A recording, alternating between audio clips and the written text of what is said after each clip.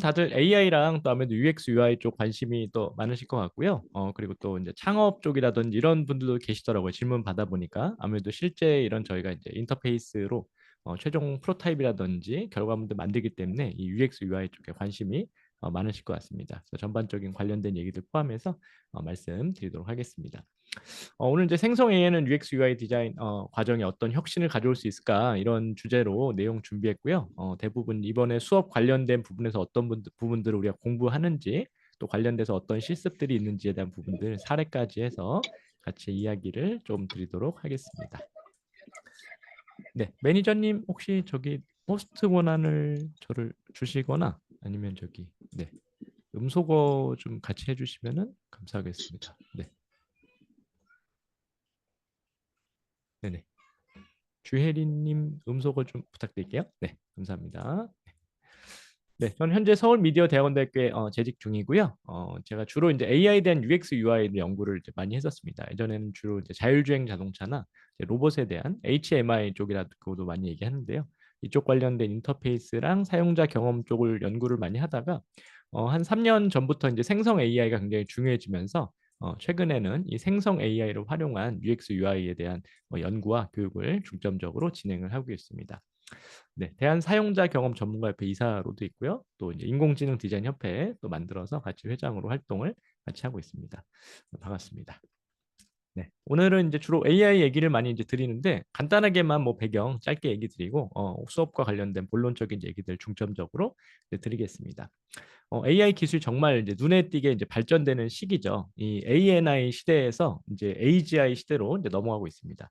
내로우 인텔리전스는 이제 좁은 인공지능이라고 해서 우리 알파고처럼 이제 바둑만 특별히 잘한다든지 아니면 뭐 자율주행 자동 운전만 잘한다든지 이러한 인공지능들이 주로 줄을 이뤘었는데 이젠 AGI로 넘어가고 있죠. 그래서 이제 일반 인공지능 해서 인간처럼 추론하고 사고하고 말하고 생각할 수 있는 그러한 인공지능 시대로 가고 있는데 그 변곡점이 지금 생성 AI가 중심이 돼서 가고 있는 네, 지금 시대라고 할 수가 있겠습니다. 그 중심에 우리가 있죠.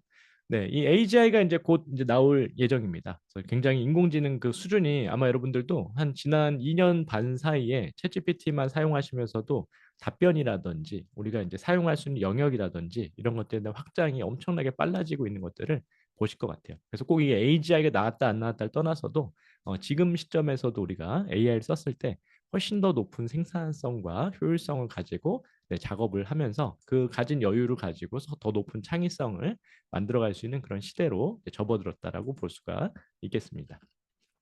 중요한 거는 이제 AI 골든타임이라고 하는 거죠. 지금 이제 정부도 그렇고 이제 기업도 그렇고 개인도 그렇고 AI 중심으로 우리의 그 산업과 서비스와 일하는 방식들을 빠르게 이제 재편하는 그런 그 사람과 기업과 국가가 훨씬 더 미래에 영향력 있는 그러한 그 활동을 할 수 있는 그런 시기가 바로 이 AI 골든타임. 그래서 올해랑 내년을 굉장히 중요하게 보고 있습니다. 제가 작년부터 이 얘기 이제 드렸는데 올해도 벌써 이제 8월이 됐네요. 네. 그래서 아직도 중요한 그 좋은 시기여서 이 시기에도 우리가 UX, UI 하는 과정도 AI 이렇게 바꿔가는 이런 교육 과정을 만들게 됐습니다.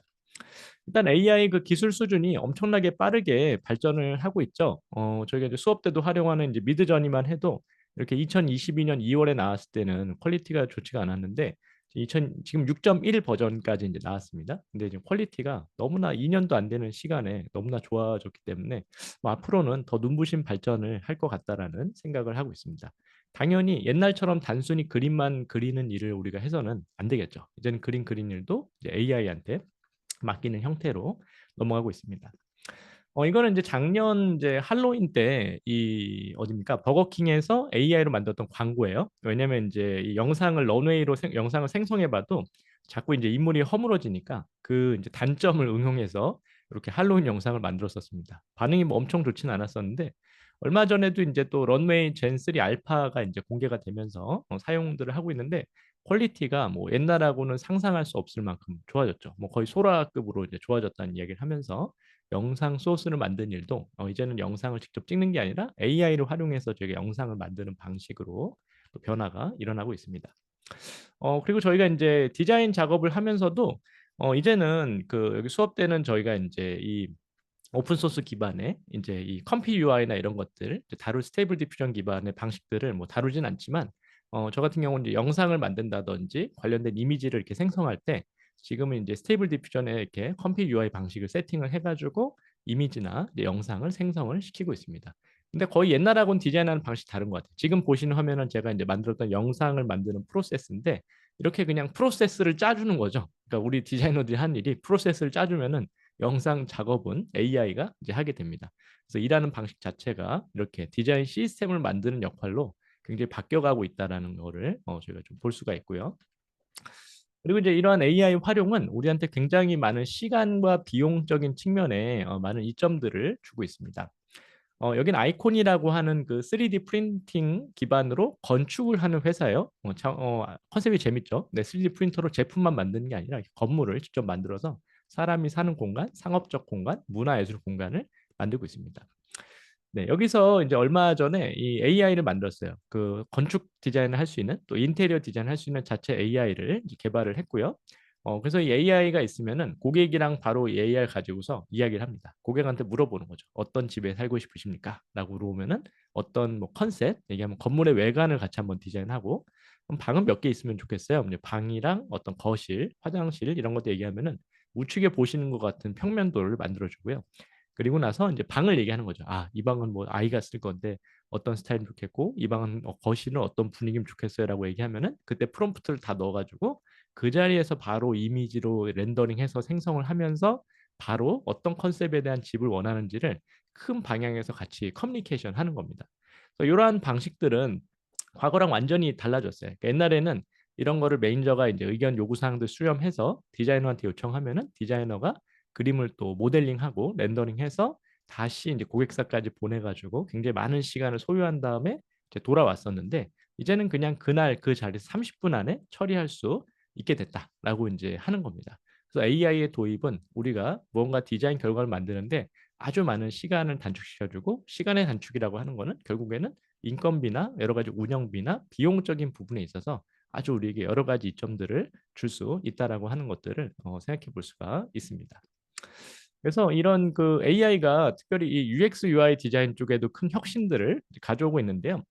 지금 이제 UX UI 디자인의 역할이 이렇게 변화가 돼 가고 있죠. 제가 이제 다른 데서도 좀 여러 번 얘기해서 아마 들으신 분들이 많이 계실 것 같은데 UI 디자이너들이 UX UI 디자이너들이 주로 전통적인 GUI 디자인, 그러니까 그래픽적인 어떤 어떻게 보면 포장지를 만드는 일이었죠. 물론 이쪽을 전문적으로 지금도 하시는 분들이 계시지만 주로 이런 역할들을 많이 했었고 이후에는 이제 어플리케이션 시장의 활성화가 이제 되면서 이제 UX UI 디자인 직군이 완전히 이제 고착이 됐습니다. 특별히 애플에서 이제 부사장이었던 우리 돈 노먼 선생님이 이제 사용자 경험 아키텍처라고 하는 그런 직함들을 쓰기 시작하면서 UX 디자이너라고 하는 한 20년 동안 저도 이제 그 초기부터 해서 지금까지 오게 됐는데 아주 이제 확산이 많이 되고 이제는 일반 기업들 뭐 이제 KB 금융 같은 데도 UX 파트들이 있으니까요. 그런 회사들에도 UX 조직들이 다 생기게 됐습니다. 그래서 조금 더 이제 넓은 경험 디자인의 세계로 확장이 됐죠. 그러니까 제품이나 서비스도 좀 같이 관리를 좀 해줘라. UX 디자이너들이. 왜냐하면 경험을 관리한다고 하니까 인터페이스, 앱에 대한 인터페이스만 관리하지 말고 전체적인 서비스에 대한 경험, 또 제품에 대한 경험까지 너희가 관리를 해주면 좋겠다라고 하면서 이런 그 익스피리언스 디자이너로서의 역할이 확장된 것들을 좀 볼 수가 있고요. 최근에는 이제 프로덕트 디자이너로 이 역할이 이제 확장이 또 됐죠. 네, 그래서 이제는 야, 이게 너희가 사용자 경험을 다루니까 이 경험에는 결국에는 비즈니스 모델도 포함되잖아라고 이제 하니까 이 어떤 프로덕트에 대한 어떤 그 비즈니스 이걸 통해서 어떻게 우리가 고객한테 가치 있는 경험을 전달하면서 회사에도 비즈니스 모델을 가지고 와서 윈윈할 수 있는 구조를 만들 수 있는지에 대한 부분까지도 디자이너가 다루게 됐습니다. 그래서 거의 디자인의 역할이 이제는 거의 모든 일을 다 경험적인 부분에서 관리하는 형태로 사실 확장이 된 거예요. 근데 이 다음의 역할은 뭐냐라고 했을 때 지금 시대에는 이제 AI 디자이너 시대로 넘어가고 있다라고 하는 겁니다. 그래서 이제 UX UI 디자이너들이 지금까지 해오던 UX UI 디자인 그리고 이제 프로덕트 디자인에 대한 부분이랑 이런 전반적인 부분들을 AI를 통해서 디자인하는 형태로 이제는 관점에 대한 변화가 있는 시기다라고 이제 할 수가 있습니다. 왜냐면은 그 AI가 이제 이미 그 어떤 기술적 특이점들을 넘어가고 있잖아요. 그러니까 예를 들면 그림을 인간보다 잘 그리기 시작을 했고, 글을 사람보다 잘 쓰고, 또 말을 해도 꽤 사람보다 잘하는 수준일까요? 웬만한 사람보다 또 잘하는 것 같아요. 네, 그런 어떤 사람보다 특정 영역들을 잘 하기 때문에 이제는 그 영역들을 AI가 굳이 잘하는데 내가 걔랑 싸울 필요가 없죠. 예를 들면 이제 자율주행 자동차가 계속 나오고 있는데 내가 굳이 택시 운전사를 하겠다고 할 필요는 없잖아요. 그래서 자율주행 운행을 할 수 있는 그런 시스템을 만든다든지 그런 걸 관리하는 역할을 하는 게 훨씬 낫겠죠. 그래서 우리의 역할은 이제는 AI를 세팅하고 AI를 시스템화해서 이걸로 UX, UI 디자인하는 시대로 가고 있다라고 하는 겁니다. 그래서 지금은 이제 UX, UI 디자이너의 이제 직무가 AI 디자이너로 직무가 전환이 되고 있다. 그래서 우리가 AI를 잘 세팅하고 시스템적으로 거기에 들어가는 프롬프트들을 체계적으로 요청을 해서 최종적으로 우리가 작업하는 UX, UI 디자이너들을 디자인을 원래는 UX, UI 디자이너들이 했었는데 이제는 UX, UI 디자인은 가능하면 AI한테 맡기고 우리는 그거를 제3자 슈퍼바이저의 입장에서 컨트롤하고 관리하고 세팅하고 데이터를 조금 더 좋은 것들을 넣고 이걸 통해서 디자인이 잘 될 수 있도록 운영하는 형태로의 역할, 관리 감독자로 더 높은 상급 디자이너 역할로서 우리의 직무가 바뀌어가고 있다라고 하는 겁니다. 그래서 이런 부분들을 잘 할 수 있는 능력이 중요하겠죠. 근데 이제 이거를 그 AI가 잘하는 영역이 있고 인간이 잘하는 영역이 있잖아요. 그래서 이제 AI가 잘하는 영역들, 데이터를 분석하고 통합하고 해석하고 이런 것들은 AI한테 맡기고 우리 인간이 인간을 어떤 공감하고 최종적으로 이게 진짜 인간한테 좋은 건지에 대한 평가하는 이러한 부분들을 인간이 하고 AI가 의견 내지 못했던 창의적인 영역들을 생각하는 이러한 방식으로 AI랑 우리랑 좀 역할을 이렇게 나눠 가지고 같이 동업하는 같이 작업을 공동 작업 진행한 형태로 우리가 진행하는 시대로 이제 넘어왔다고 보시면 되겠습니다. 참 고마운 거는 뭐냐면은 저도 UX UI 디자이너를 거의 20년 가까이 이제 해오지만 별로 그렇게 UX UI 디자인에 도움이 되는 툴들이 많이 없었어요. 그러니까 사용성 평가는 제가 소프트웨어들 진짜 몇백만 원, 몇천만 원짜리들 많이 써봤는데 다 정량적으로 뭔가를 체크해 주는 것들, 뭐 아니면 뭐 이렇게 저 아이 트래킹 한다든지 뭐 이런 도구들은 좀 있었지만 이런 것들이 이제 정성적인 데이터를 다룰 수 있는 게 없었는데 이제는 텍스트 생성 AI, 이미지 생성 AI 이런 도구들이 글도 쓰고 리서치도 하고 그리고 창작도 하고 그리고 또 롤플레이, 요약, 분석, 통합, 조언 이런 것들을 할 수 있는 일들을 통해서 이제는 우리가 UX 디자인, UX UI 디자인에 드디어 사용할 수 있을 만한 아주 훌륭한 AI들이 나왔기 때문에 이젠 UX UI 디자인에 있어서도 이런 AI들을 생성 AI들을 도입해서 적극적으로 활용할 수 있는 그런 시대로 접어들었습니다. 그래서 이번에 이제 하는 교육 과정들은 우리가 그동안 해왔던 UX, UI의 그 다양한 그 프로세스와 이제 전 그 방법론들이 있잖아요. 특별히 이런 정성적인 조사들, 또 정량적인 조사들, 그리고 행동적인 거에 대한 관찰과 태도적인 거에 대한 우리가 이제 인터뷰라든지 분석 이런 과정들이 있었는데 이러한 전반적인 모든 면의 UX, UI 어떤 과정에 우리가 AI 도구들을 접목할 수 있는 형태로 접근을 한다라고 보시면 좋습니다. 그래서 우리가 이제 이 UX, UI 디자인 프로세스가 있잖아요. 기존에 보통 해왔을 때는 우리가 더블 다이아몬드로 뭐 4단계로 나누기도 하고 아니면은 뭐 MIT에서는 뭐 5단계로 나누기도 하고 지금 같은 경우는 7단계로 이제 나눠놓은 예시인데 요 단계에서도 어차피 하는 활동들은 비슷하죠. 리서치하고 유저 인사이트를 뽑는 작업들, 뭐 페르소나하고 이제 전이 맵을 매핑한다든지 정보 구조를 설계하고 또 UI를 프로타입 만들고 아니면 사용성 평가하는 이런 작업들 이러한 그 각 과정들에 해왔던 우리가 방법론들을 이제는 우리가 직접 수행하는 게 아니라 AI를 통해서 수행할 수 있도록 각 단계별로 굉장히 우리가 변화를 주는 그런 형태로 접근하는 시기다라고 이제 봐주시면 좋을 것 같습니다. 제가 갑자기 머털도사 이미지를 넣어놨는데 이 만화 아시는 분이 있나 모르겠어요. 네, 저 정도 나이가 되시면 아마 네, 아시는 분도 있을 것 같습니다. 굉장히 저희 어렸을 때 이제 인기 있었던 만화인데 이거 왜 넣어놨냐면은 이 아이가 이제 그 도사님한테 이제 거의 한 10년을 이제 수련을 받아요. 어렸을 때부터. 근데 그 도사가 무술을 안 가르쳐 주는 거예요. 근데 뭐만 가르쳐 줬냐면은 머리카락 세우는 기술 하나만 가르쳐 줬어요. 그런데 또 얘가 이제 그 외에는 맨날 심부름만 하고 인성 훈련만 받습니다. 근데 나중에 막 화를 내죠. 막 자기한테 가르쳐 준 게 없다. 자기한테 머리카락 세우는 거밖에 안 가르쳐 줬다라고 했는데 나중에 알고 보니까 이 머리카락을 세우는 게 절대 무공이었던 거예요. 그래가지고 아 얘가 이제 나중에 이제 천하를 이제 제패하는 약간 뭐 그런 식의 내용들이 쭉 전개가 됩니다. 그래서 뭘 하든지 운동도 그렇잖아요. 그래서 우리 가장 기초 체력이 가장 중요한 것처럼 뭐든지 기본기가 가장 중요합니다. AI를 다룬 일에 있어서도 이제 우리가 기본기가 중요하다. 그래서 제가 계속 여러 가지 AI 도구들을 많이 써보고 또 UX, UI에 또 접목을 해보면서 최종적으로 우선 지금 현재적 시점에서는 요 세 가지에 대해서는 우리가 AI를 잘 다룰 수 있는 능력이 필요하겠다. 우선은 그 텍스트, 그러니까 자연어죠. 그러니까 우리가 AI를 다룰 때 모두 다 자연어로 이게 다루게 되기 때문에 자연 언어로 그냥 야 이거 해줘라고 단순히 요청한 게 아니라 AI한테 최적화해서 어떤 식의 요청을 해야 되는지에 대한 텍스트 프롬프트 엔지니어링에 대한 그 기본기가 가장 중요하고요. 왜냐하면 이제 지금은 UI를 그려도 텍스트로 그리게 돼 있고 그림을 그려도 우리가 언어로 설명하게 돼 있기 때문에 가장 제가 볼 땐 우리한테 중요한 게 이 언어로 어떻게 AI한테 작동 일을 시킬 것인가, UX, UI에 대한 업무를 시킬 것인가가 중요하고요. 저희가 이제 이미지를 계속 생성해내는 일들을 합니다. 뭐 UX 프로세스 과정에서는 뭐 저희가 이제 뭐 시나리오 보드를 만들 수도 있고, 뭐 페르소나에 대한 이미지를 만들 수도 있고, 하고 또 실제로 UI 인터페이스를 만드는 것도 다 이미지적인 요소가 들어가죠. 그러니까 배경에 대한 이미지 들어가고, 또 거기가 우리 어떤 특정 테마가 있을 때 그 테마에 활용될 수 있는 이미지도 만들어야 되고, 아이콘도 제작을 해야 되는데, 그렇기 때문에 이 이미지를 어떻게 우리가 또 체계화해서 만들 수 있는지에 대한 이미지 프롬프트 엔지니어링에 대한 부분이 역시 이제 또 필요하다고 보실 수가 있고요.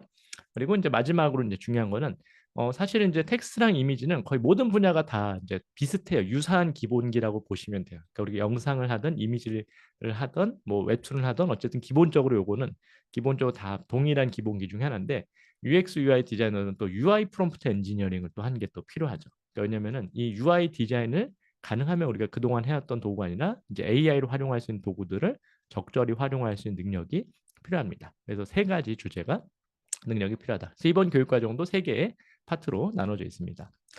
저희가 그래서 보통 사용하는 AI 도구들은 이런 것들을 많이 사용을 해요. 텍스트 프롬프트 엔지니어링은 이제 주로 이제 챗GPT를 많이 사용을 하시게 되죠. 요즘에는 이제 클로드가 나와가지고 클로드를 이제 저도 쓰는 경우들이 많이 있는데 이 텍스트 프롬프트 엔지니어링은 클로드한테 쓰셔도 되고 챗GPT한테 쓰셔도 됩니다. 왜냐하면 이제 자연어를 자꾸 얘네들은 거의 인간같이 만들어 가기 때문에 이 텍스트 프롬프트 엔지니어는 거의 인간과 대화하는 수준에서 정리된 체계화된 방식들이기 때문에 여러분들이 이런 텍스트 생성 AI한테 적극적으로 활용이 가능하시고요. UX UI 디자이너들은 제가 스테이블 디퓨전도 계속 이제 사용을 하고 많이 쓰고 있는데 UX UI 디자이너들은 지금 현재 상황에서 제 결론은 그래요. 스테이블 디퓨전까지는 안 써도 되겠다.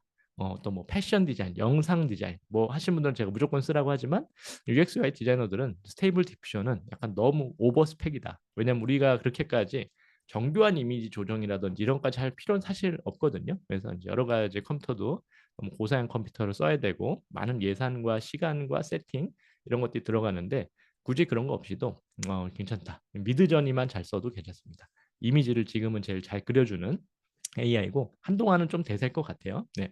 그래서 이런 것들이 텍스트랑 이미지는 해서 이제 텍스트 생성 AI, 이미지 생성 AI 이런 것들을 중점적으로 사용하고 나머지 이제 UI, UX에 특화된 도구들이 있죠. 지금 피그마도 AI 플러그인들이 여러 가지 있고 또 이제 피그마가 이제 앞으로 AI 지금 업데이트되면서 잠깐 못 쓰고 있긴 하지만 앞으로는 많이 이런 기능들이 확장돼 갈 텐데 어차피 확장돼 가는 기능들이 이런 기본적인 이 AI 도구들을 UI에 이제 접목한 거기 때문에 기본적인 부분들은 이제 동일하게 갑니다. 그리고 이제 언어로 이런 UI를 만드는 갈릴레오 AI라든지 어떤 사용성 평가를 굉장히 빠르게 도와주는 유이자드 같은 툴들 지금 또 크리에이티랑 비즐리에도 굉장히 좋은 UI 디자인에 적합한 아주 좋은 기능들을 제공하고 있습니다. 이런 것들을 중점적으로 이제 활용할 수 있는 능력이 필요하다고 보시면 되겠습니다.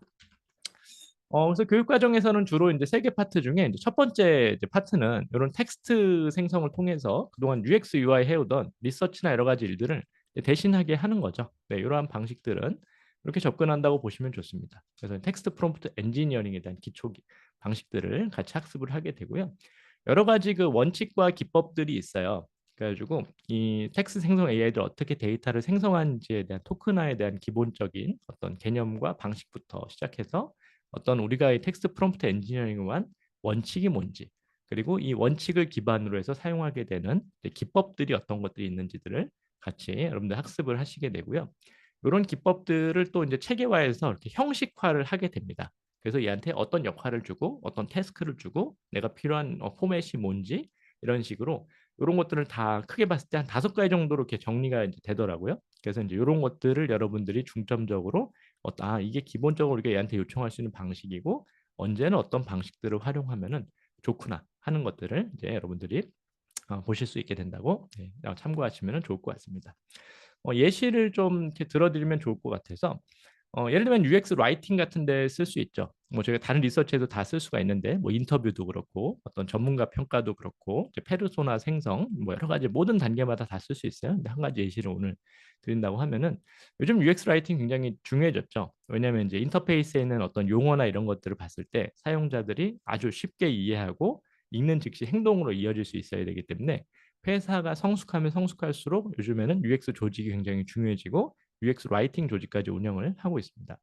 어떤 용어들을 쓰느냐에 대해서 KB 같은 경우는 굉장히 성숙한 회사니까 이런 데들은 이렇게 다 그 라이팅에 대한 기본 원칙들을 가지고 있어요. 뭐 고객 중심으로 쓰고 누구에게나 쉽게 쓰고 뜻을 명확하게 쓰고 행동 중심으로 써야 된다. 그래서 이렇게 쓰지 말고 이렇게 쓰라는 그런 가이드라인들을 다 제공하고 있어서 UX 라이터들이 이런 것들을 이제 사용하고 실제 글을 주신 분들이 주면은 그걸 검수해서 이렇게 변경한다든지 이런 일들을 하고 계시죠. 그랬을 때, 이 우리가 사람이 그동안은 예를 들면 이렇게 UX 라이팅에 대한 부분들을 사람이 했었는데, 아까 제가 얘기했던 여러 가지 방식들을 사용해서 이러한 식의 우리가 해오던 일들을 맡길 수가 있습니다. 예를 들면은 이런 프롬프트를 만들 수 있는 거죠. 이런 역할을 얘한테 정의해줘서, 당신은 20년 경력의 UX 라이팅 전문가다. 그래서 가이드란에 맞춰서 글을 수정한다고 이런 텍스트 생성 AI한테 특정한 역할을 이제 부여해주고요. 역할을 부여해주면 훨씬 데이터 결과값이 좋아집니다. 그리고 어떤 작업을 해야 되는지에 대한 부분들을 체계적으로 요청을 하죠. UX 라이팅 가이드라인을 기준으로 입력된 글을 이제 수정해라. 가끔 이제 코드 블록이라고 해서 이제 그 뭡니까? 그 저희들 이제 이 코딩 할 때 생성되는 것들이 있는데 그런 것들을 사용하지 말도록 이제 요청을 또 하고요. 그래서 이제 가이드라인을 같이 넣어주면 되는 거예요. 아까 그 KB에서 갖고 있던 그 가이드라인 예시로 제가 약간 넣어봤어요. 그랬을 때 고객 중심으로 쓰고 누구에게나 쉽게 쓰고 뜻을 명확하게 쓰고 행동 중심으로 써라. 이모티콘이나 이모지는 사용하지 말아라 라고 얘한테 이렇게 체계적으로 요청을 할 수가 있습니다. 네, 이렇게 요청을 하고 근데 실제 입력하는 또 글이 있을 수 있겠죠. 고객님의 소중한 카드가 교부 완료되었습니다. 은행 창구로 내방하셔서 수령해 주시기 바랍니다. 방문이 어려우시면 요청서 온라인으로 제출하시면 다른 수령 방법을 안내해 드립니다. 라고 이런 식으로 이제 우리가 넣고 싶은 글이 있을 수 있습니다. 글은 언제든지 바뀔 수 있어요. 근데 중요한 거는 우리가 이제 체계화해서 이렇게 전체적으로 만들어 놓으면 좋다라고 이제 하는 거죠. 실제 이런 식으로 저희가 이제 텍스트가 이제 이렇게 프롬프트화 돼서 정리가 되게 되면은 이제 사용하기가 아주 용이합니다. 그동안은 이제 라이팅을 인간이 사람이 직접 다 이제 검수했다고 하면은 이제는 이런 식으로 만드셔서 이렇게 넣어주는 거죠. 그냥 얘한테. 네, 역할을 부여하고 작업을 정리해서 라이팅 가이드라인을 얘한테 넣어주고 그 다음에 이렇게 입력을 해줘서 데이터를 넣어줍니다. 네, 그렇게 해서 넣어주게 되면은 네, 지금 요 가이드라인에 맞춰서 다시 써준 거예요. 아까 보면 이제 교부 완료라고 했는데 지금 준비되었습니다. 그 말을 쉽게 썼잖아요, 이제 하고 내방하셔서 수령해 주시기 바랍니다. 네, 근데 가까운 은행 창구에서 수령해 주세요. 라고 쉬운 표현으로 바꿨고 혹시 방문 수령이 어려우시면 담당자 요청서 온라인 제출하시면 다른 방법으로 안내해 드립니다. 방문이 어려우시면 온라인으로 요청서 제출해 주시면 다른 수령 방법을 안내해 드리겠습니다. 라고 해서 쉽고 바로 행동할 수 있는 형태로 표현들을 바꿔주고 있는 것들을 볼 수가 있습니다. 그래서 이렇게 한번 세팅을 해놓으면은 입력하는 값이 뭐 분량이 얼마든지 간에 이렇게 바로 그냥 입력만 하면 그동안 우리가 해왔던 UX 라이팅 관련된 업무를 AI한테 맡길 수가 있는 거죠.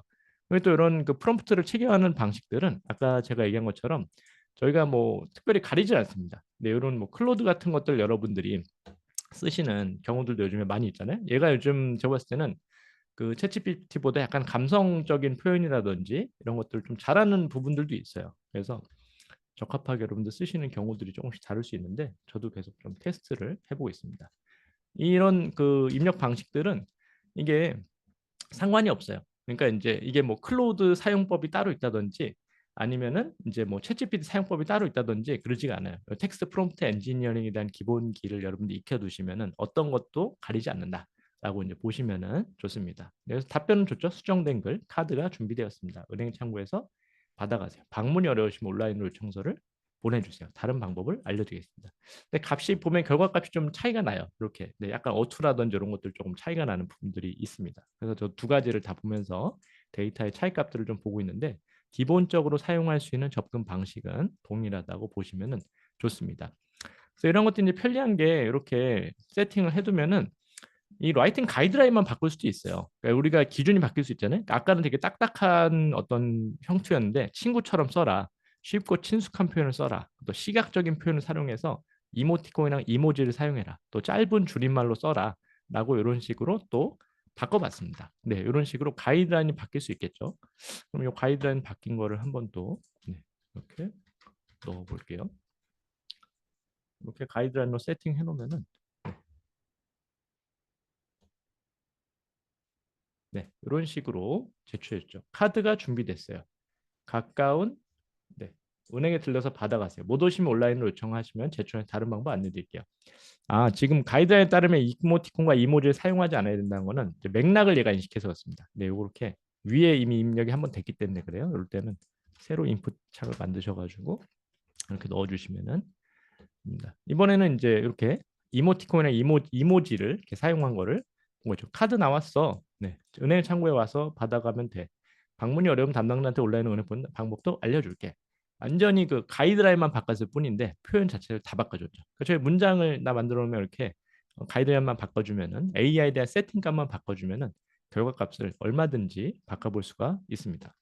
클로드한테도 한번 또 물어볼 수 있겠죠? 네, 클로드한테도 같은 이모티콘을 넣으면은 역시 동일한 방식으로 생성을 해줍니다. 카드 준비 완료. 은행에서 찾아가세요. 방문이 어려우시면 담당자한테 다른 방법으로 요청 가능해요. 이런 식으로 나오게 됩니다.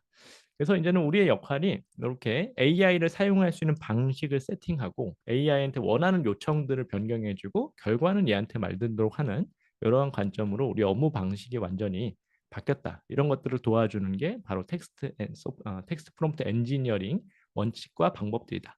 이러한 것들을 지금 이제 라이팅에 대한 것만 보여드렸지만 실제 이번 강의 전체에서는 저희가 이제 인터뷰를 준비하는 과정, 또 전문가 인터뷰를 준비할 때, 또 인터뷰를 통해서 데이터 값을 얻었을 때, 그리고 이제 인터뷰 자체도 AI를 대상으로 어떤 식으로 진행하고 인터뷰할 때도 우리가 이 원더링 AI 같은 것도 활용해서 어떤 식으로 인터뷰를 AI한테 맡겨서 진행하는지에 대한 부분도 같이 진행이 되게 되고요. 그래서 모든 그동안 UX, UI 했던 단계들을 이렇게 프롬프트 엔지니어링 관점으로 접근할 수 있는 부분들에 대해서 교육과 실습이 같이 진행된다고 보시면 좋겠습니다.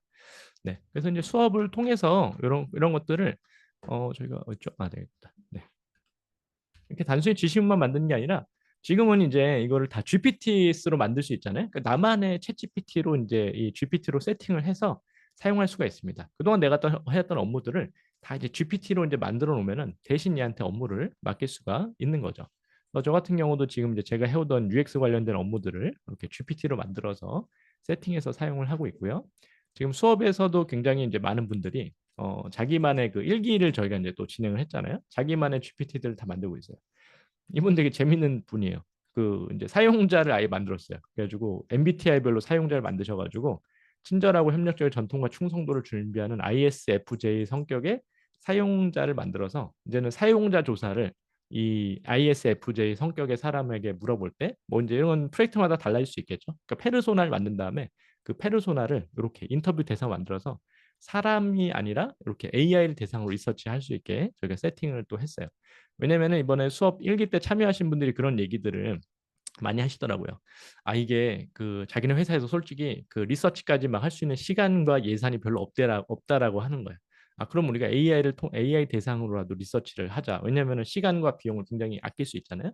아예 안 하는 것보다 훨씬 더 얘한테 좋은 인사이트들을 많이 얻을 수 있기 때문에 이러한 방식으로 우리가 사용자 조사까지도 이제 텍스트 프롬프트 엔지니어링 방식을 GPT 나만의 챗봇으로 세팅을 해가지고 사용자 조사, 또 인터뷰 데이터 분석할 수 있는 GPT를 다 만들어 놓고 사용을 할 수 있도록 네, 수업 과정이 진행이 되고 있습니다. 그래서 이러한 식으로 텍스트 프롬프트 엔지니어링이 접근된다고 보시면 좋고요. 그다음에 이제 이미지에 대한 부분이죠. 이미지에 대해서 이미지를 기본적으로 어떻게 생성하는지에 대한 그 원칙들을 같이 먼저 공부한 다음에 이 UX에 이제 필요한 부분들에 적용할 수 있는 방식으로 저희가 이제 뭐 퍼소나나 시나리오 보드 그리고 또 GUI에 이제 넣을 수 있는 형태로 이제 만들 수 있도록 이렇게 다 프롬프트를 체계적으로 교육을 하고 실습을 하게 됩니다. 이 과정에서는 역시 동일해요. 이제 이미지를 이제 AI한테 맡기는 거를 체계적으로 시킬 수 있는 어떤 디자인 프롬프트 엔지니어링 관점으로 접근이 된다고 보시면은 좋고요. 기본적으로 얘한테도 자연어로 우리가 기본적으로 텍스트를 요청하게 되는데 이것들도 다 체계가 필요합니다. 그래서 우리가 오브젝트 어떻게 정의하고 배경과 스타일과 빛과 조명 어떻게 줄 건지 파라미터 어떻게 줄 건지 이런 것들을 다 이제 체계화를 했어요. 가장 이제 UX UI와 이미지 생성에 최적화 해가지고 각 요소별로 어떻게 생성하시는지를 다 같이 이제 그 교육과 실습을 진행하게 됩니다. 기본적으로 우리가 인물 생성이 중요하죠. 그래서 인물에 대한 요소들을 정의하고 원하는 인물에 대한 인상을 뽑아내고 하고 또 인물에 대해서 여러 가지 조정할 수 있는 게 필요한 게 많이 있잖아요. 뭐 연령을 조정한다든지 우리가 아니면은 뭐 어떤 스타일을 바꾼다든지 아니면은 이제 어떤 의상을 바꾼다든지 아니면 이제 이렇게 뭐 이렇게 보여지는 어떤 특정한 영역들만 필요한 경우에 수정을 한다든지 이러한 부분들에 대한 기본적인 것부터 저희가 다 어떤 이미지를 다룰 수 있게 같이 진행을 하고요. 요즘 특별히 이제 동일한 인물을 생성해야 되는 부분들이 많이 있죠. 이슈들이 이제 실제 뭐 저희가 시나리오 보드 만들 때도 그렇고요. 동일한 인물들을 생성할 수 있는 이러한 그 파라미터들 같이 또 교육과 실습이 있고요. 또 스타일 같은 방식들, 이미지에 대한 동일한 스타일을 넣어줄 수 있는 이러한 그 파라미터들과 내용들 또 우리가 또 실제 이미지를 컨트롤할 수 있는 능력이 중요하잖아요. 언제는 어떻게 사진 같이 만들 수 있는지 아니면은 언제는 이렇게 페인팅한 것 같은 느낌 아니면 수채 같은 느낌으로 줄 건지 아니면 이렇게 니지 모델 같은 것들을 활용해서 애니메이션 같이 만들어야 되는 경우도 있죠. 이러한 경우들에 따라서 다 스타일 변화를 줄 수 있는 부분들 그리고 이제 결국에는 이미지를 우리가 다 이제 AI를 통해서 조정하기 때문에 카메라가 다 마찬가지죠. 카메라도 이 시점이 있습니다. 시점. 그래서 이제 가까이 찍는 경우도 있고 좀 이렇게 각도가 상당히 높은 각도나 낮은 각도에서 찍는 경우들이 있어요. 시점을 이렇게 바꿔줘야 된다든지 이런 경우들이 있고 저희가 또 이미지를 활용을 해가지고 새로운 이렇게 인물이나 캐릭터를 만드는 이러한 그 이미지 투 이미지 방식들에 대해서 같이 적용이 가능하고요. 하고 이렇게 다양한 방법들에 대해서 실습과 어떤 사례에 대한 교육들 같이 이제 진행이 됩니다. 네. 그리고 저희가 이제 이런 프롬프트를 만들면은 이 프롬프트를 잘 분석하는 게 되게 중요해요. 어떻게 이게 프롬프트로 만들어졌는지, 이 프롬프트를 또 얘는 어떻게 인식을 하는지에 대한 부분들을 이렇게 명령어들을 통해 가지고 여러분들이 아주 세세하게 이제 사용할 수 있는 이런 방식들을 같이 학습해서 여러분들이 체계화되고 아주 그 구체화된 또 얘가 잘 이해하는 프롬프트를 만드실 수 있는 방식들을 같이 교육하고 실습하는 내용들이 함께 진행이 됩니다. 네, 이러한 부분들이 이제 실제 그 작업하는 사례도 같이 좀 공유를 드리면 좋을 것 같아요. 뭐 기본적인 저희가 이제 인물에 대한 이미지가 있다든지 시나리오가 이제 텍스트 프롬프트 엔진을 통해서 생성이 되면은 거기에 맞는 이렇게 페르소나라든지 유저 시나리오 같은 것들을 생성을 할 수가 있겠죠. 네, 이러한 부분들을 이제 작업을 같이 하게 되고요. 역시 이제 아까 그 텍스트를 체계화해서 접근했었잖아요. 텍스트도 이제 구조화돼서 이렇게 접근이 되는 것처럼 이미지도 이렇게 구조화돼서 저희가 그 프롬프트로 여러분 만드실 수 있도록 접근을 하게 됩니다. 이 과정을 다 같이 공부하고 실습하고 나면은 여러분들이 어떤 이미지를 만들 때 이렇게 구조화를 할 수 있는 거예요. 아, 이번에 카메라 뷰는 어떻게 되지? 이번에 만들어야 되는 공간의 형태는 어떻게 묘사되지? 또 그리고 이 공간에서의 키 컬러라든지 이런 요소들은 어떻게 되지? 빛이나 조명은 어떻게 되지? 또 여기 들어가야 되는 파라미터들은 어떤 식으로 세팅이 돼야 되지? 라고 하는 부분들을 다 여러분들이 이해하시게 되기 때문에 이런 것들을 이렇게 체계화해서 이제 얘한테 인풋을 넣어주고 거기에 맞는 값들을 저희가 이제 뽑아낼 수가 있습니다. 그 예시를 좀 이제 들어드리면은 이렇게 이제 UI 디자인할 때도 역시 이런 식으로 이렇게 정의가 돼요. 그러니까 UI의 어떤 특징을 저희가 이제 대상을 먼저 정하게 되고 거기에 들어간 요소별로 내가 어떤 요소가 필요한지를 정하게 되죠. 그리고 이제 스타일이 필요한 것들이 있습니다. 그 스타일을 정의를 하게 됩니다. UI 같은 경우는 이게 다 이제 그 제가 관련된 그 넣을 수 있는 프롬프트나 이런 것들을 다 이렇게 정리를 좀 해놨어요. 그래서 여러분들이 이번에 만드는 내가 웹사이트 아니면은 이번에 만드는 모바일 앱이 어떤 대상이다라고 하면 거기 관련된 그 대상에 대한 용어들을 저희가 이제 사용을 하게 되고 그리고 그 대상과 같이 사용할 수 있는 다음 단어들을 제가 안 넣어놨군요.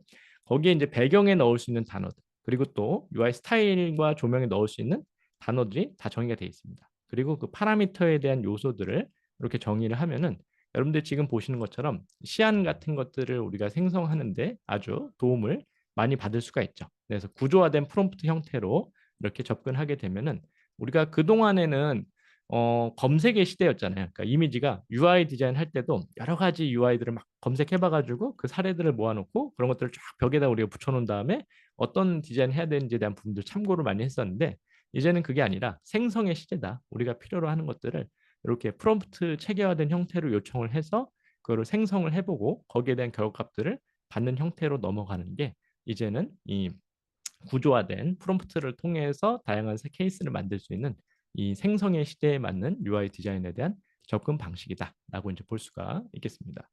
네, 그래서 이런 식으로 어떤 그 단순히 프롬프트 하나만 만들고 이제 끝나는 게 아니라 이제 구조화된 형태 접근해서 여러분들이 주제나 컨셉이나 대상이 바뀔 때마다 여러분들만의 프롬프트 체계를 시스템적으로 만들어서 접근할 수 있는 형태로 이번에 강의가 진행이 되게 되니까 그 부분도 참고를 해주시면 좋겠습니다. 네, 이런 식의 결과값들이 나오게 되죠. 이렇게 체계화를 해놓게 되면은 아주 네, 좋습니다. 네, 이런 식으로 아예 그냥 프롬프트를 쭉 체계화해서 이제 만들어 놓으면 세팅이 되잖아요, 이제.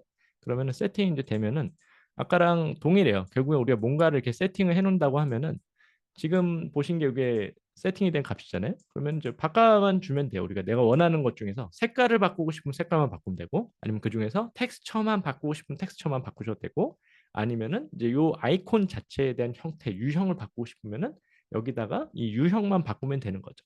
그러니까 이렇게 체계화가 돼 있다라고 하는 거는 여기서 내가 필요한 요소 하나하나만 바꿔서 접근할 수 있기 때문에 우리가 체계화된 세팅으로 접근하면은 이 결과값에 대해서 아주 이 여러 가지 뭐랄까 예전에는 이런 아이콘 이미지들을 저희가 구매를 해야 된다든지 아니면 일일이 하나씩 다 그렸어야 되는데 이제는 AI한테 요청해서 1분도 안 되는 시간에 얘한테 작업을 할 수가 있게 됐습니다.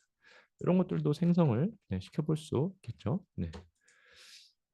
저희가 한번 실습을 네. 이런 식으로 프롬프트 체계하는 것들을 이렇게 인풋을 하게 되면은 네, 이런 식으로 클라우드 지금 아이콘을 요청을 해놨고요. 뭐 다른 것도 요청할 수 있겠죠. 네, 다른 것도 만약에 뭘 하면 좋을까요? 클라우드를 넣었으니까 네, 사람을 요청을 또 해보겠습니다. 네, 아니면은 또 뭐 컴퓨터 같은 것도 요청할 수 있겠죠.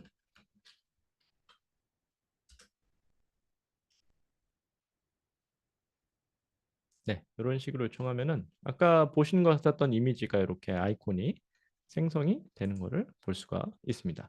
그래서 이런 것들을 그동안은 이제 우리가 어떤 UI를 이렇게 만들어 놓으면은 그 UI 컨셉, 어떤 UI 전체적인 이제 웹사이트나 모바일 앱에 대한 저기 이제 컨셉 있잖아요. 컨셉에 맞는 세팅만 해놓으시면 여러분들이 원하는 아이콘을 이렇게 생성을 해서 사용하시는 것들이 가능합니다. 아니면 이것들 외에도 전체적인 UI에 대한 어떤 컨셉이나 이런 것들을 만들어 보는 것도 역시 가능하죠.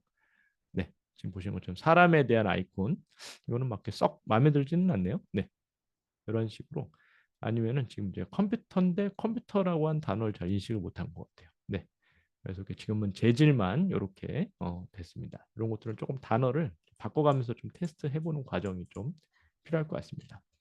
근데 이제 좋은 부분들은 이렇게 그 잘 생성이 되는 것들을 이렇게 지금 바로바로 원하는 것들이 안 나와요. 그러니까 이 어떤 그 생성 AI라고 하는 것들을 확률값들을 통해서 나오기 때문에 저희가 이제 괜찮은 이미지 뽑으려고 하면 사실은 이제 수십 번 정도 이렇게 반복하는 과정들이 필요합니다. 그렇다고 할지라도 기존의 아이콘을 구매하는 것보다도 가격도 훨씬 싸고 시간도 훨씬 더 직접 그리거나 이런 것들보다 절약할 수 있기 때문에 굉장히 유용하게 활용이 가능하다고 얘기를 드리고 싶습니다. 네, 그리고 이제 마지막으로 세 번째 파트는 UI를 자동화하는 이런 단계예요. 그래서 기본적으로 저희가 이제 이 UI를 그리던 방식들도 이제 많이 바뀌는 거죠. 그래서 이제 텍스트 생성 AI로 어떤 식의 UI의 어떤 브랜딩에 대한 테마와 컨셉들을 가져가는지에 대한 부분들을 체계화해서 완전히 GPT 형태로 만들어서 요청을 하게 되고 그런 것들을 갈릴레오 AI 같은 것들한테 요청을 해서 텍스트를 넣었을 때 아주 다양한 형태의 컨셉들을 어떻게 UI에 대한 가이드라인을 지키면서 생성이 가능하거든요. 생성해서 다양한 시안들을 빠르게 만들어 보고 그런 것들을 이제 피그마나 이런 아니면은 피그마 외에도 몇 가지 도구들, 비즐리나 크레이티를 사용해서 디테일한 부분들을 수정하고 이런 것들을 유의자드로 가져가서 유의자드에서 사용성 평가를 빠르게 수행할 수 있도록 접근하는 것들이 이제 가능해졌습니다. 그래서 이런 식으로 그 지금 이제 하나의 툴에서 다 할 수 있으면 좋겠. 언젠가는 이제 피그마에서 모든 거를 정말 진짜 다 모든 걸 완전 올인원 해가지고 잘할 수 있는 그런 시대가 올지는 모르겠지만 아직은 이제 그렇지 않기 때문에 몇 가지 이렇게 UI에 최적화된 도구들을 같이 사용해서 이제 이런 것들 디자인하는 부분들을 자동화하는 방식으로 접근하는 형태로 이제 가보게 될 겁니다. 네. 그렇기 때문에 이제 이런 갈릴레오 AI를 이제 잘 사용하는 것도 역시 이 프롬프트, 텍스트로 요청을 하게 되는데 얘는 참 좋아요. 제가 갈릴레오 AI 매력에 굉장히 빠져가고 있는데 아주 그 언어를 잘 이해하고 심지어 한국어를 쟤는 이제 GPT 엔진을 같이 이제 탑재하고 있고 또 UI 가이드라인을 아주 많이 학습을 했기 때문에 아주 자연어로 한국어로 소통하면서도 그리고 또 거기에 대해서 아주 멋진 UI를 만들어낼 수 있는 도구이기 때문에 이거는 상당히 매력적이다. 그리고 또 이제 그 이번에도 피그마에서 나온 AI들도 이렇게 확인들을 해봤지만 이러한 정도로 수준까지 가진 아직 못하거든요. 그렇기 때문에 이러한 그 갈릴레오 AI를 통해서 텍스트 투 UI로 우리가 어떻게 접근할 수 있는지에 대한 부분들에 대해서 같이 기본기들을 같이 학습을 하고 네, 이런 것들도 역시 실습을 하면서 이 텍스트 투 UI에 대한 부분들을 여러분들이 마스터링 할 수 있게 같이 도와드리는 그 과정들이 수업에서 진행이 될 예정입니다.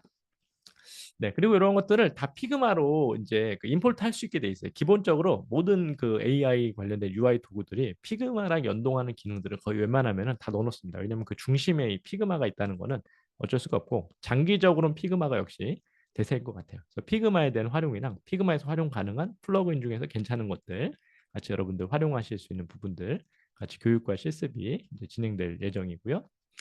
네, AI 기능은 아직 뭐 베타고 아직은 이제 사용할 수는 없기 때문에 이 기능까지는 이제 수업에 이제 포함되지는 않습니다. 네, 하지만 이것들 외에도 저희가 사용할 수 있는 이제 크리에이티라든지 아니면 비즐리에서 여러분들이 사용하셔서 이제 아주 유용하게 쓸 수 있는 이런 그 기능들을 통해서 UI 디자인을 빠르고 자동화할 수 있게 같이 제공하고요.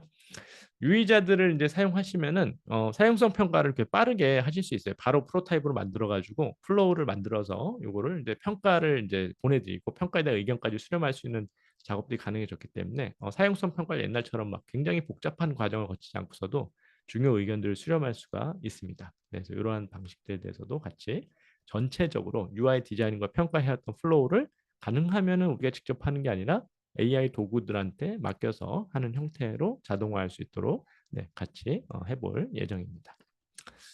네, 그래서 이제 수업에 대한 핵심은 기본적으로 AI 디자인에 대한 철학을 갖고 접근한다. 그동안 우리가 디자인해왔던 것들을 AI를 통해서 디자인하는 형태로 접근한다고 보시면 좋고요.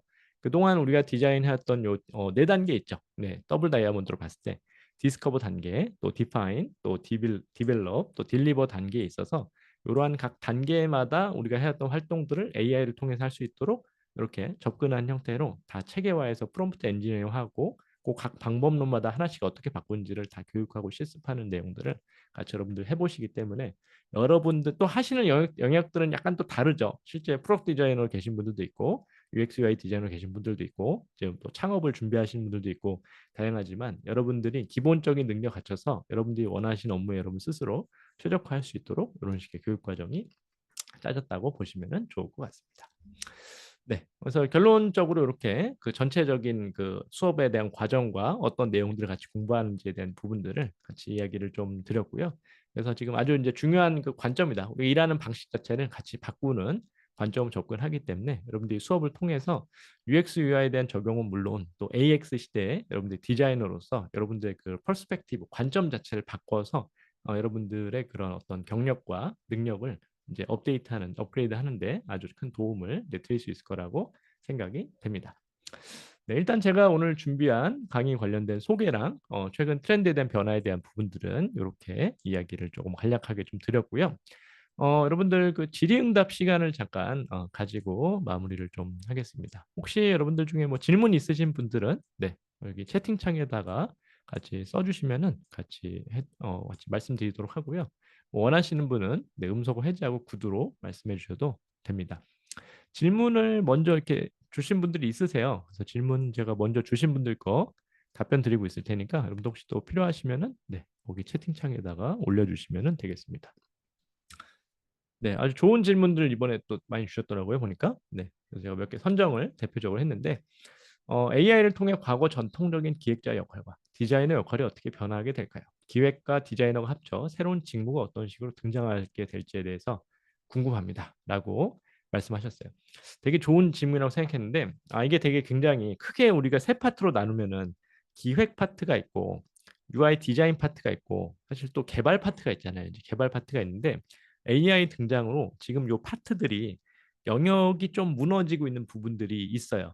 그래가지고 무슨 말이냐면 쉽게 하면 개발 쪽 얘기하면 편하죠. 그러니까 개발도 지금 우리가 사용할 수 있는 노코드 UI 디자인에 대한 방식들이 많이 나오고 있잖아요. 웹플로우도 그렇고 몇 가지 도구들이 이제 프레임워에도 그런 기능들이 추가가 돼 있고 그래서 기본적으로 아마 이제 조금 더 저희가 이제 한 2, 3년, 3, 4년 지나면은 이제 UX UI 디자이너들이 개발 이제까지도 지금은 조금 상세 디자인까지 하려면 좀 공부를 좀 많이 하긴 해야 돼요. 상세적인 부분까지 개발에 관련된 부분들을 노코드로 하려면은 근데 앞으로는 이런 도구들이 계속 쉬워지고 있기 때문에 장기적으로 이러한 것들이 이제 한 명의 그 디자이너가 기획에 대한 역할도 좀 하고 그리고 또 UX, UI 디자인도 하고 이제 개발 쪽에 대한 부분들도 가져오게 된 형태에 대한 부분들이 이제 굉장히 좀 이제 더 넓어질 것 같습니다. 다룰 수 있는 영역들이. 근데 여기서 약간의 그 저기 있어요. 뭐냐면 딜레마가 있어요. 결국에는 영역이 넓어지면은 생각보다 그 이해도를 깊이 파고가기가 좀 어려워요. 그래서 이러한 것들을 다 이제 우리가 통합한 역할을 하게 되는데 이런 게 어떤 작은 조직에서는 괜찮을 수 있어요. 그래서 이제 스타트업이라든지 이런 분들은 빠르게 프로타이핑 만들고 적은 인력으로 또 가능한 어떤 빠른 효과를 낼 수 있는 것도 필요하기 때문에 그런 넓게 하는 역할들을 이게 작은 조직들에서는 아주 유용하게 그 사용할 수 있는 어떤 그 역할과 아주 좋은 기회들이 될 거다. 그 개인이 창업을 하신다든지 새로운 자기만의 비즈니스나 어떤 프로타입에 대한 평가해 본다든지 이런 부분들에 대한 도움이 되는데 조직이 이제 크고 어쩔 수 없이 이러한 것들에 대한 다룰 수 있는 범위들이 깊어지면은 굉장히 그 분야에 어쩔 수 없이 또 깊이 있는 지식이 필요합니다. 왜냐면은 UX라고 하는 것도 사용자 경험을 어떻게 설계할 건가에 대한 부분들은 사용자 경험에 대한 개념부터 해서 이 사용자 경험이 잘 설계된 사례들 그리고 인간에 대한 심리 이런 것들을 다 공부해야 되기 때문에 그 기본적으로 앞으로는 장기적으로 사실은 어떤 면에서는 이 깊이가 더 중요한 시대로 가는 것 같아요. 그래서 이제 UX 이렇게 어떤 상황은 우리가 쓸 수 있는 도구들은 많아지고 할 수 있는 역할은 넓어지는데 근데 또 아이러니하게도 우리는 굉장히 어떤 특정 부분에 대해서 깊이를 가져갈 수 있는 역량이 더 중요해졌다. 그래서 기획자라고 하면은 다른 역할을 조금 더 겸직할 수는 있지만 사실은 기획에 대해서 조금 더 깊이 있는 어떤 그런 이해와 어떤 능력과 실력을 갖춰가시는 것들을 저는 좀 제안을 좀 드리고 싶어요. 네, 그래서 그런 관점에서 할 수 있는 영역들이 많아지긴 하는데 그런 것들이 조직이 작다면은 하고 또 내가 하고자 하는 역할이 다르다면은 이러한 부분에 있어서 우리가 어떤 나의 조직과 상황을 고려해서 어느 정도 범위까지를 내가 포용할 건지를 잘 고려하시는 게 중요하겠습니다. 이미 디자인이 완료된 프로덕트의 UX, UI를 업그레이드 시키는 AI도 이미 있을까요? 이런 것들은 아직 그 업그레이드를 시킨다라고 이제 했을 때 이제 저희가 이제 평가를 해보는 것들은 가능하겠죠. 네, 디자인이 완료된 프로덕트 UX, UI를 업그레이드 시키는 AI. 최우현 씨가 질문해 주셨는데 요거랑은 조금 약간 개념이 좀 다른 것 같아요. 그러니까 왜냐하면 지금 이미 완료된 것들에 대해서 우리가 보통 UX, UI를 업그레이드 할 때는 사용성 평가나 이런 것들을 많이 진행을 해서 디테일한 부분들을 이제 수정하게 되는데 그러한 부분들을 크게 이렇게 막 도와줄 수 있는 역할들이 많지는 않습니다. AI가. AI들은 오히려 지금 나와 있는 애들은 초기 단계랑 중기 단계에 도움이 많이 되는 것 같아요. 그러니까 특별히 초기에 프로타입을 빠르게 만들어 본다든지 또 중간 과정에서 만들어진 것들을 가지고 평가를 빠르게 진행한다든지 기존에 사람이 해오던 평가를 AI한테로 요청한다든지 해서 거기에 대한 다양한 의견을 수렴하고 하는 형태로는 가능한데 완료된 프로덕트 UX UI를 이제 물론 저기는 할 수 있죠. 우리가 얘에 대한 사용성 평가를 어떤 AI한테 이미지에 대한 평가를 요청할 수도 있고 어떤 텍스트로 우리가 만들었던 것들에 대한 부분들을 다시 평가를 시킬 수 있는 어떤 작업들을 할 수 있는데 기본적으로 우리가 조금 UX UI에 적용하는 것들은 이것도 가능은 했지만 더 초기 디자인과 중기 디자인에서 조금 더 빠른 프로타이핑과 좀 더 잦은 평가를 통해서 조금 더 사용자에게 아주 사용성이 높은 결과물을 만드는 관점에서 작업이 된다라고 보시면은 더 좋을 것 같습니다. 네, 좋은 질문 감사드리고요. UX, UI가 뭔지도 잘 모르는 사람도 들을 수 있는지 홈페이지 사업을 생각 중이라 관심이 있습니다. 네, 말씀해 주셨는데, 네, 들으시면은 도움이 많이 됩니다. 특별히 이제 그 창업이나 사업을 하시는 분들은 이 아까 얘기한 프롬프트 엔지니어링이나 이제 텍스트 프롬프트 엔지니어링, 이미지 프롬프트 엔지니어링 하시면은 그동안 그 이런 사업을 하시던 업무들을 텍스트 생성 AI한테 맡긴다든지 사업에 필요한 이미지들을 생성하는 것들도 다 작업을 할 수가 있고요. 기본적으로 홈페이지를 만드는 작업들을 결국에는 이제 근데 홈페이지가 어떤 홈페이지에 따라 좀 다르지만 기본적으로 하시던 일들을 AI한테 많이 맡겨서 우리가 홈페이지 하는 것들을 시간과 비용을 단축시킬 수 있기 때문에 이러한 부분에 있어서 쉽게 얘기하면은 이제 혼자서도 홈페이지 만들 수도 있고 아니면 직원을 고용해서 일을 시킬 수도 있는데 두 가지 다 저희가 이제 시간만 단축시킬 수 있어도 엄청나게 이제 인건비랑 지출되는 비용을 단축시킬 수가 있잖아요. 그렇기 때문에 이러한 그 과정을 통해서 UX UI 디자인 쪽을 자동화하시는 부분들을 하시면 홈페이지 사업에 굉장히 큰 도움이 되실 거라고 생각이 됩니다. 창업하시는 분들에게도 굉장히 유익한 강의라고 생각하고요. AI가 생성한 이미지를 이용해 수정이 가능한 편집들이 있을까요? 네, 기본적으로 이제 미드저니에서도 다 수정이 가능하고요. 뭐 이렇게 포토샵에서도 이제 수정을 또 일부 하실 수가 있습니다. 근데 저희가 이제 포토샵까지 수업에서 다루진 않고 그 미드저니에서 생성을 한 다음에 그 생성이 됐는데 잘 못 그린 부분이 있을 때가 있어요. 다 마음에 드는데 손만 뭐 손가락 6개를 그렸다든지. 근데 그런 것들은 이제 부분 수정할 수 있는 기능들이 다 있기 때문에 그런 것들을 디테일하게 이렇게 다룰 수 있는 그런 부분들도 다룹니다. UX, UI 우리 잭님이 질문하셨네. UI 제작 위주로만 선택적으로 진행하실 계획도 있는지 궁금합니다. 아직은 이제 뭐 장기적으로는 제가 그쪽을 더 이제 많이 하려고 생각은 뭐 개인적으로는 하고 있는데 일단은 저희가 라우드 클래스랑 같이 이번에 기획하는 과정은 어쨌든 이게 또 이제 저희가 정해진 또 일정이 있는데 네. 요 부분까지만 우선 전체적으로 좀 큰 맥락에서 다루고 있어서 UI 쪽만 하는 거는 아직은 네, 구체화된 계획은 좀 없습니다. 네, 장기적으로는 저도 생각은 좀 하고 있습니다. 앞으로 UX UI 디자이너가 나아갈 방향을 알고 싶습니다. 네, 이게 또 뒤에랑 좀 중요한데 또 프롬프트 디자이너 채용 공고가 시작하는데 단발성에 그치는 건지 아니면 이제 구직자 그래서 이제 어떻게 근거가 있는 건지 UX PM 트렌드 바뀔 때마다 용어를 가져다 쓰는데 어떻게 되는지 어렵고 중요한 과제인 것 같습니다. 질문하셨는데 일단 이 프롬프트 디자이너를 실제 많이 채용을 하고 있어요. 제가 이제 유튜브에도 이렇게 올려놓고 실제 채용 공고들도 소개를 드렸었는데 기업들이 관심 많습니다. 왜냐하면 AI 쓰면 훨씬 더 비용과 시간 절감할 수 있고 이미지 퀄리티가 좋아지고 기업 입장에서도 우리 회사는 AI로 디자인한다고 했을 때 훨씬 더 선도적인 느낌을 주기 때문에 회사 대표님들은 AI를 잘 다루는 프롬프트 엔지니어들을 많이 채용들을 하고 있는데 요 직군들은 UX UI 디자이너들을 프롬프트 디자이너로 뽑는 경우들은 거의 아직 없는 것 같아요. 그러니까 요거 하시는 분들은 다 이미지랑 영상을 다루시는 분들을 주로 우리가 얘기할 때 프롬프트 디자이너라는 직군으로 지금 나오고 있고요. UX 디자이너들은 여전히 UX UI 디자이너라는 직함을 제일 많이 쓰고 있습니다. 하고 이제 프로덕트 디자이너 같은 경우는 아까 얘기한 대로 비즈니스 모델이라든지 이런 기획과 관련된 쪽을 하시는 분들 네, 뽑을 때 여전히 그 사용하는 부분이 있어서 이거는 뭐 한동안은 그대로 쭉 이제 갈 것 같아요. 그래서 이제 크게 용어적인 변화는 UX UI 쪽에서는 크게 많이 바뀔 것 같지는 않다. 근데 결국에는 이제 용어들이 좀 있지만 이 결국에는 이 굉장히 깊이 있는 관심과 정성적인 능력이 되게 중요한 것 깊이가 굉장히 중요한 시대인 것 같아요. 제가 이제 봤을 때는. 그래서 결국에는 조금 우리가 하나의 더 깊은 요 어떤 뿌리를 내는 게 중요하다. 그러니까 이제 UI로 이제 여러분들 UI 디자인 쪽에다가 조금 더 포커스 두시면은 UI 쪽을 좀 깊이 파신 쪽을 좀 제시를 좀 드리고요.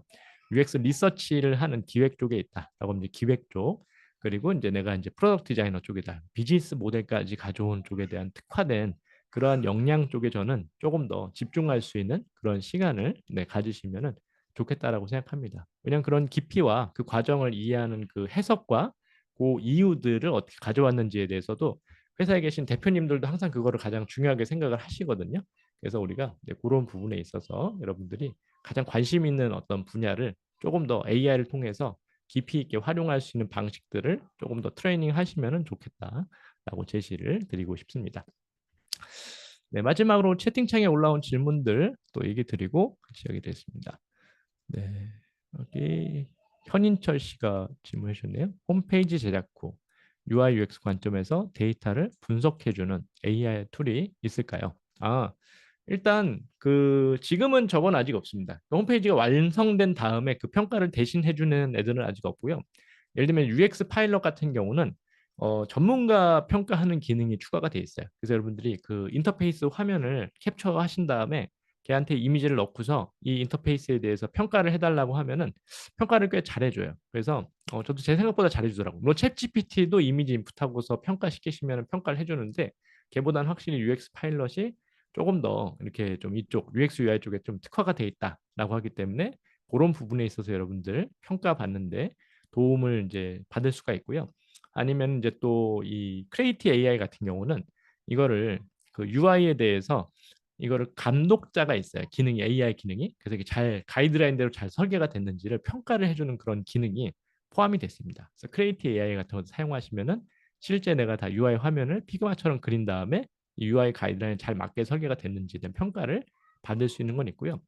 정량적으로 데이터를 이제 분석하는 것들은 뭐 이렇게 그동안 있었던 툴들은 조금 있었죠. 네, 그런 것들은 이제 근데 이번에 AI 수업하고는 조금 다르고 그래서 이 데이터를 분석해 준다라고 하는 거는 그런 것보다는 UI 디자인에 대한 부분들을 평가해 주는 AI 도구들은 있습니다. 네. 하고 우리 나래님도 비슷한 같은 질문 같아요. UI 어디트 도와주는 AI가 있을까요? UI 휴리스틱 바탕으로 의견을 주는 AI가 없는지 궁금합니다. 네, 아까 같은 맥락입니다. 네, UX 파일럿과 네, 이런 쪽들에서 그런 도움들을 하고 크리에이티 AI에서 도움을 받으실 수가 있고요. 오즈님, 사운드 UX에 관심이 있습니다. 사운드 UX 디자인 쪽으로 전망을 두고 있는데 AI가 사운드 UX, AUX에서 어떤 영향을 끼칠지요. 더 나아가 기업에서의 사운드 UX에 대해서 어떻게 생각하시는지 궁금합니다. 네, 제가 사운드 UX 전문가는 아닌데 제가 이제 국민대 남궁기찬 교수님이라고 있어요. 이거 사운드 UX의 국내 몇 안 되는 전문가 분이신데 자주 이야기를 좀 하고 있습니다. 그래서 일단은 저는 전망은 되게 좋다고 생각을 해요. 왜냐하면 되게 독특한 분야거든요. 하는 사람들이 좀 소수예요. 그래서 그러다 보니까 굉장히 좀 적고, 근데 아직 좀 사회적인 인정은 좀 적은 것 같아요. 예를 들면은 넷플릭스 같은 경우 보면은 그 두둥하는 그 브랜드 사운드가 있잖아요. 이게 진짜 엄청난 가치를 이제 가지고 있는데 그 사운드에 대한 어떤 그 가치까지 알기 위한 아는 기업들은 진짜 굉장히 아주 성숙한 기업들만 요거까지 이해할 수가 있거든요. 그러다 보니까 사운드 UX 쪽을 하신다라고 생각을 하면은 일단 기본적으로 타겟을 아주 어떤 사운드 UX까지 다룰 수 있는 대기업에서 내가 취직을 하거나 아니면 그쪽을 대상으로 컨설팅을 하거나 이런 관점으로 가셔야 되기 때문에 이 사운드 UX는 아주 전문가들이 봤을 때는 가치 있는 영역인데 이거를 다룰 수 있는 어떤 회사나 이걸 충분히 이해하는 어떤 기업들은 좀 소수다. 또 국내는 더 소수고요. 이제 그러다 보니까 여기는 조금 그 약간 외로운 길일 수 있습니다. 이제 그래가지고 아주 가치 있다고 경험 전문가들은 생각을 하지만 조금 그런 부분들이 네, 있다는 부분 네, 잘 이해해 주시면 좋겠습니다. 네. 네, 전체적으로는 답변들을 이렇게 드렸습니다. 여러분들 이번 과정 또 2기로 1기분들이 또 그 다 이제 신청을 꽉 차게 신청해 주셔서 이번에 또 2기도 또 진행을 하게 됐어요. 그래서 2기에서도 여러분들 뵙고서 또 좀 시간이 저희가 오늘 시간이 좀 짧았는데 충분히 교육에 대한 부분이랑 또 질의응답 그리고 또 저희가 이제 과제도 하고 과제에 대한 피드백이랑 이렇게 소통할 수 있는 시간들이 많이 있으니까 또 2기 과정에서 만나뵐 수 있으면 좋겠습니다. 네, 오늘은 이렇게 마치도록 하고요. 여러분들 또 이 과정에서 아니면 또 다음 기회에 또 꼭 뵐 수 있으면 좋겠습니다. 네, 바쁘신 중에 함께 해주셔서 감사합니다. 마치겠습니다. 네.